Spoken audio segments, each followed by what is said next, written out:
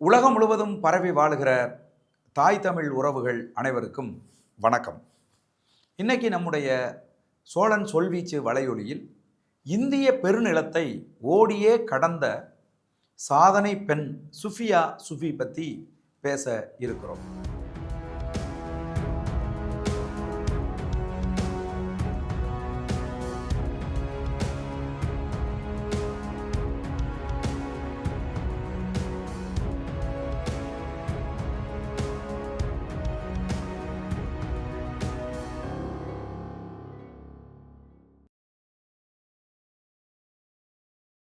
ராஜஸ்தான் மாநிலம் அஜ்மீர் பகுதியில் ஒரு நடுத்தர குடும்பத்தில் பிறந்தவர் சுஃபியா.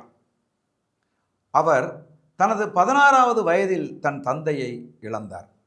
அதன் பிறகு படித்து 10 ஆண்டுகள் விமான நிலைய பாதுகாப்பு பணியில் இயங்கினார். அதாவது ஏவியேஷன் செக்யூரிட்டியில் இயங்கினார். அவருக்குள் ஒரு உள் உணர்வு, நீ ஓடு ஓடு ஓடு என்று உந்தி தள்ளிக்கொண்டே இருந்தது. அதனால் தன்னுடைய ஓட்டத்தை தொடங்கினார்.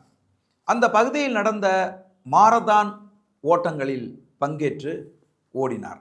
அதன் பிறகு தன்னுடைய ஓட வேண்டும் என்கிற அந்த கனவுக்கு, அந்த லட்சியத்திற்கு இன்றைக்கு பாதுகாப்பான ஒரு பணியாக இருக்கிற அந்த ஏவியேஷன் செக்யூரிட்டி வேலையை தூக்கி வீசிவிட்டு ஒரு அல்ட்ரா ரன்னராக தன்னை மாற்றிக்கொண்டு ஓட்ட களத்துக்கு வந்தார்.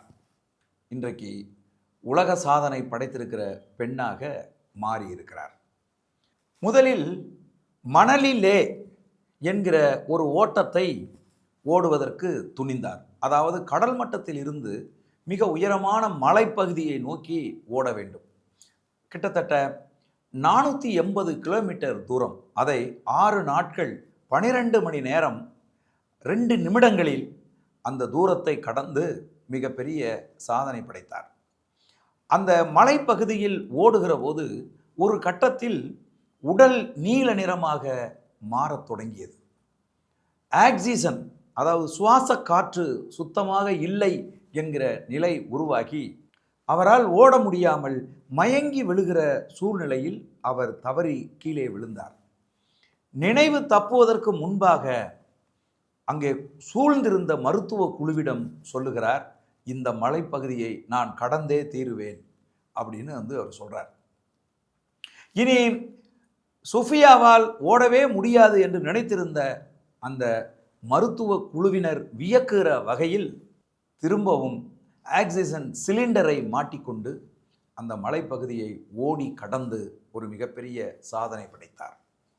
அடுத்ததாக தங்க நாட்கர சாலை என்று சொல்லப்படுகிற டெல்லி, மும்பை, சென்னை, கல்கத்தா, இந்த 4 நகரங்களையும் இணைக்கிற தூரம் கிட்டத்தட்ட 6000 கிலோமீட்டர் தூரம். இந்த 6000 கிலோமீட்டர் தூரத்தை 110 நாட்கள் ஓடி இந்த 4 நகரங்களையும் அவர் இணைத்தார். இது ஒரு மிகப்பெரிய சாதனையாக பார்க்கப்பட்டது. இது இதுவரை யாரும் செய்யாத பெரும் சாதனையாக பார்க்கப்பட்டது. அடுத்தது, ஒரு கின்னஸ் சாதனை செய்ய வேண்டும் என்பதற்காக காஷ்மீரிலிருந்து கன்னியாகுமரி வரை கிட்டத்தட்ட ஒரு 4000 கிலோமீட்டர் தூரத்தை நான் ஓடி கடக்கிறேன் என்று அவர் முடிவெடுத்தார். பல பேர் சொன்னாங்க, இது ஒவ்வொரு மாநிலத்திலும் ஒரு விதமான தட்ப வெட்ப நிலைகள் இருக்கும். சில இடங்களில் கடும் குளிர் இருக்கும், சில இடங்களில் கடுமையான வெயில் இருக்கும். இப்படி பல்வேறு தட்பவெட்ப நிலைகள் இருக்கிற இந்திய நிலப்பரப்பை நீ எப்படி ஓடி கடப்பாய் என்று அவர்கிட்ட சொன்னாங்க. அப்போ சுஃபியா சொன்னாங்க, எல்லைகள் நிலங்களுக்குத்தானே ஒழிய மனங்களுக்கு இல்லை என்று சொல்லி தன்னுடைய ஓட்டத்தை அவர் தொடங்கினார். காஷ்மீர் பள்ளத்தாக்கு பகுதியில் இருந்து ஓடி வருகிற போது, ஒரு குறுகிய பாதையில் வருகிற போது அவருக்கு பின்னால் தன்னுடைய கட்டுப்பாட்டை இழந்த ஒரு லாரி வேகமாக வந்து சுஃபியாவை அடித்து தூக்குவதற்கு இருந்தது. சுதாரித்து கொண்ட சோஃபியா அந்த அந்த சாலைக்கு பக்கத்தில் இருந்த பள்ளத்துக்குள் தடுமாறி குதித்து விழுந்து உருண்டு உயிர் தப்பித்தார். அப்போ அவர் கூட ஓடி வந்த அந்த மருத்துவ குழுக்கள் எல்லோரும் என்ன நினைச்சாங்கன்னா, குறைஞ்சபட்சம் ஒரு 10 நாளாவது அவருக்கு ஏற்பட்டிருக்கக்கூடிய இந்த காயங்களை சரி பண்ணி வர்றதுக்கு ஆகும் அப்படின்னு அவங்க எல்லாரும் வந்து நினைச்சாங்க. ஆனால் சோஃபியா அடுத்த 2 மணி நேரங்களில் தனது ஓட்டத்தை அவர் தொடர்ந்தார். இப்படி எவ்வளவு பெரிய சவால்கள் வந்தாலும் அவற்றையெல்லாம் எதிர்கொண்டு தன்னுடைய தன்னுடைய இலக்கை அடைகிறதுல அவங்க ரொம்ப தீவிரமாக வந்து இருந்தாங்க. அப்படி ஓடி வந்துக்கிட்டு இருக்கும்போது சில இடங்களில் வந்து இரவு நேரங்களில் ஓடி வருகிற போது யானைகள் குறுக்கிட்டு இருக்கிறது, சிறுத்தைகள் உருமுகிற சத்தமெல்லாம் கேட்டு இருந்திருக்கிறது. ஒரே ஒரு லைட்டை மட்டும் தலையில் வந்து கட்டிக்கிட்டு இரவு நேரங்களிலும் அவர் வந்து ஓடுவார். ஒரு நாளைக்கு 100லிருந்து 200 கிலோமீட்டர் தூரங்களை ஓடி கடந்திருக்கிறார் என்று சொன்னால் உங்களால் வந்து நம்பவே முடியாது. ஒரு பெண் பிள்ளை, அதுவும் வயது தடை இல்லைன்னு. சோஃபியா ஓட ஆரம்பித்த போது அவருக்கு வயது வந்து 30 வயசுக்கு மேலே ஒரு லட்சியத்தை கையில் எடுத்துக்கிட்டு, அதுவும் ஓட்டத்தை கையில் எடுத்துக்கிட்டு இன்னைக்கு உலக சாதனை படைத்திருக்கக்கூடிய ஒரு பெண்ணாக அவர் வந்து மாறியிருக்கார். இப்படி இந்தியா முழுதும் பல்வேறு விதமான தடைகளை தாண்டி சோஃபியா கிட்டத்தட்ட இந்த 4000 கிலோமீட்டர் தூரத்தை 100 நாட்களுக்குள் கடக்க வேண்டும் என்று திட்டமிட்டு 87 நாட்களில் அதை வந்து கடந்திருக்கிறார் என்பது கின்னஸ் ரெக்கார்டாக இன்றைக்கு இருக்கிறது. சோஃபியா ஓடி வர்றாங்க, வந்து தமிழ்நாட்டுக்குள் நுழைகிறாள். தமிழ்நாட்டுக்குள் நுழைகிற போது அவளுக்கு ஒரு பேர் அதிர்ச்சி காத்திருக்கிறது. அது என்ன அப்படின்னு கேட்டால், தமிழ் மக்கள் அணிதிரண்டு ஆயிரக்கணக்கான பேர் அந்த பெண்ணை வரவேற்கிறார்கள். இது எந்த மாநிலத்திலும் இந்த மாதிரி இருந்தது இல்லையாம். அதை அவரே சொல்றார். அன்பு கொண்டு இந்த மக்கள் நேசித்து, அதுவும் இல்லாமல் பல கிலோமீட்டர் தூரத்துக்கு அந்த மக்கள் அந்த பெண்ணோடவே ஓடி வந்திருக்கிறார்கள். இளைஞர்களும் வயதானவர்களும் அந்த பெண்ணை உற்சாகப்படுத்தி இருக்கிறார்கள்.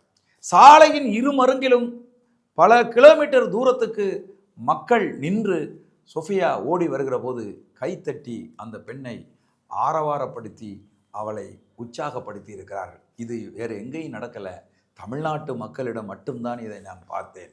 இது சேலத்திலிருந்து அப்படியே தொடர்ச்சியாக மதுரைக்கு வருகிற போது, அப்படியே கன்னியாகுமரியை நோக்கி வருகிற போது அது இன்னும் எனக்கு பெரும் உற்சாகத்தை ஏற்படுகிற வரவேற்பை தமிழ் மக்கள் கொடுத்தார்கள் என்று சோஃபியா சொல்லியிருக்கிறார். கன்னியாகுமரிக்குள் நுழைகிறாங்க, ஒரு பெரும் கனவை அடைகிறோம். காஷ்மீரிலிருந்து கன்னியாகுமரி வரைக்கும் ஓட வேண்டும் என்பது கனவாக இருந்தது. அந்த கனவை இன்றைக்கு நான் நினைவாக அடையப் போகிறேன், அந்த வெற்றியை நான் தொடப்போகிறேன் என்கிற உணர்வோடு கன்னியாகுமரிக்குள் நுழைந்த போது கன்னியாகுமரி மக்கள் அணிதிரண்டு நின்று ஆர்ப்பரித்து கைத்தட்டி அவரை வரவேற்று அவர் கூடவே ஓடி கன்னியாகுமரியில் விவேகானந்தர் பார்க்குக்கு அந்த பக்கம் போய் அந்த பெண் ஓடி நின்று தேசிய கொடியை உயர்த்தி பிடித்து அவள் வெற்றியை உறுதி செய்தாள். இது இன்னைக்கு படித்து கொண்டிருக்கிற அடுத்த தலைமுறை இளம் பெண் பிள்ளைகளுக்கு எவ்வளவு பெரிய நம்பிக்கை ஊட்டுகிற ஒரு செயல் பாருங்க. அந்த பெண் வெறுமனே ஒரு தடகள வீராங்கனையாக சாதனை படைக்க வேண்டும் என்பதற்காக மட்டும் ஓடவில்லை. அவள் ஒற்றுமையை வலியுறுத்துவதற்காக, அவள் மனித நேயத்தை உலகத்துக்கு வெளிக்காட்டுவதற்காக ஒரு இலக்கை முன் வச்சு இந்த சாதனையை வந்து செய்திருக்கிறாள். உங்களுக்கு கனவு ஒன்று இருக்க வேண்டும், அந்த கனவு லட்சியமாக மாற வேண்டும். அந்த லட்சியத்தை அடைவதற்காக நீங்கள் உழைக்க வேண்டும். நிச்சயமாக உங்கள் கனவை நீங்கள் அடைவீர்கள் என்பதுதான் இந்திய நிலப்பரப்பில் இருக்கிற இளம் பிள்ளைகளுக்கு, அது ஆண் பிள்ளையாக இருந்தாலும் சரி, பெண் பிள்ளையாக இருந்தாலும் சரி, இந்த இளம் பிள்ளைகளுக்கு, அடுத்த தலைமுறை பிள்ளைகளுக்கு சோஃபியா விட்டு செல்லுகிற செய்தி. அவங்க அந்த தேசிய கொடியை உயர்த்தி பிடித்து இந்த நாட்டு மக்களுக்கு அவங்க சொன்ன செய்தி அதுதான். எனது கால்கள் ஓடுவதை கன்னியாகுமரி வரை நான் ஓடி வந்த பிறகு நின்று விட்டது. ஆனால் என் இதயம் இன்னமும் அதே வேகத்தோடு துடித்து கொண்டிருக்கிறது என்று சோஃபியா சொன்னாங்க. ஆகவே எத்தனையோ பேர் எத்தனையோ விதத்தில் இன்னைக்கு இந்திய நிலப்பரப்பில் இருக்கக்கூடிய பெண்கள் சாதனை புரிந்து கொண்டு இருக்கிறார்கள், சாதனை படைச்சிக்கிட்டு இருக்காங்க. படித்து கொண்டிருக்கக்கூடிய பிள்ளைகள், கிராமப்புறங்களில் இருக்கக்கூடிய பிள்ளைகள் இன்னைக்கு பார்த்திங்கன்னா இதே மாதிரி ஒரு இளம்பெண் 8ஆம் வகுப்பு படித்த பெண் தன் சொந்தக்காரர் ஒரு காவலரை திருமணம் பண்ணி 18-19 வயதில் 2 குழந்தைக்கு தாயான பெண் அதன் பிறகு படித்து ஐபிஎஸ் ஆஃபீஸர் ஆகி இன்றைக்கு மகாராஷ்டிரா மாநிலத்தின் பெண் சிங்கம் என்று போற்றப்படுகிற அளவுக்கு இருக்கிறாங்க அம்பிகா ஐபிஎஸ். அப்போ பெண் பிள்ளைகள் லட்சியங்களோடும் இலக்கோடும் வாழ வேண்டும். கனவுகள் உங்களுக்கு இருந்தால் அந்த கனவுகளை லட்சியமாக மாற்றி அதற்காக நீங்கள் கடுமையாக உழைத்தால் நீங்கள் வெற்றி அடையலாம் என்பதை இந்த சுஃபியா என்கிற இந்த பெண் இந்திய நாட்டு பெண் பிள்ளைகளுக்கு மட்டுமல்ல, அடுத்த தலைமுறை ஆண் பிள்ளைகள் பெண் பிள்ளைகள் எல்லோருக்குமாக விட்டு சென்றிருக்கிறார். இந்த கின்னஸ் சாதனை புரிந்திருக்கிற அந்த ஓட்ட நாயகி, அல்ட்ரா ரன்னர், தடகள புலியாக இன்றைக்கு இருக்கிற அந்த சுஃபியா சொஃபிக்கு சோழன் சொல்வீச்சு சார்பில் வாழ்த்துக்களை தெரிவித்துக் கொள்கிறேன். நன்றி, வணக்கம்.